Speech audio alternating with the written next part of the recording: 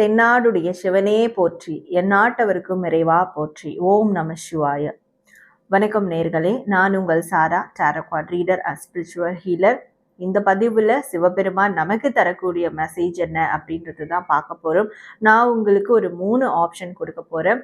Option number 1, 2, 3. இந்த 3 ஆப்ஷனில் ஏதாவது ஒரு நம்பரை நீங்கள் செலக்ட் பண்ணிக்கோங்க. உங்கள் நம்பருக்கு சிவபெருமான் தரக்கூடிய மெசேஜ் என்ன அப்படின்றத நம்ம பார்த்து தெரிஞ்சுக்கலாம். நீங்கள் உங்களுக்கான சிவபெருமான் மெசேஜ் பார்த்துட்டு கமெண்ட் செக்ஷனில் நன்றி சிவ அப்படின்னு டைப் பண்ணி உங்களுடைய வேண்டுதல்களை கண்டிப்பாக கமெண்ட் பண்ணுங்கள். நம்ம சேனலை லைக் பண்ணி சப்ஸ்கிரைப் பண்ணிக்கோங்க இது மாதிரியான டெய்லி மெசேஜஸ் பார்க்குறதுக்கு.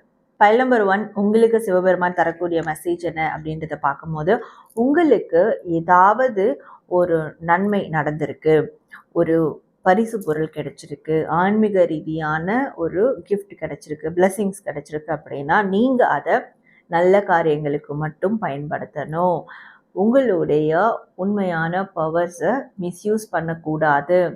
இதை நீங்கள் செய்யாமல் இருந்தாலே மேலும் உங்களுடைய வாழ்க்கையில் மிகப்பெரிய நன்மைகள் நடக்கும். சிவபெருமான் அதற்கு உங்களுக்கு உறுதி அளிக்கிறாரு அப்படின்றது தான் சிவபெருமான் உங்களுக்கு இன்னைக்கு தரக்கூடிய மெசேஜாக இருக்கு.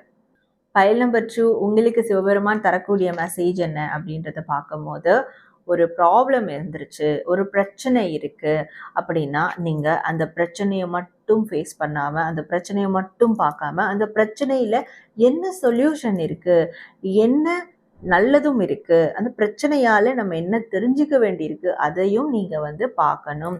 ஸோ எப்பவும் பிரச்சனையை மட்டும் பார்க்காதீங்க, பிரச்சனையோடைய பாசிட்டிவ் அவுட்லுக் என்ன, சொல்யூஷன்ஸ் என்ன அதையும் நீங்கள் பார்க்கணும் அப்படின்றது தான் சிவபெருமான் உங்களுக்கு தரக்கூடிய ஒரு மெசேஜாக இருக்குது. ஃபைல் நம்பர் 3, உங்களுக்கு சிவபெருமான் தரக்கூடிய மெசேஜ் என்ன அப்படின்றத பார்க்கும்போது, நீங்கள் உங்களுடைய உள் மனது சொல்கிறத எவ்வளோ நேரம் கேட்குறீங்க, அதை நீங்கள் கேட்கவே மாட்டீங்க, உங்கள் உள் மனதோட பேசவே மாட்டீங்க. ஆனால் உங்களுக்கான ஞானமும் உங்களுக்கான தெளிவான சிந்தனையும் உங்களுடைய உள் மனதிலிருந்து தான் பிறக்க போகுது.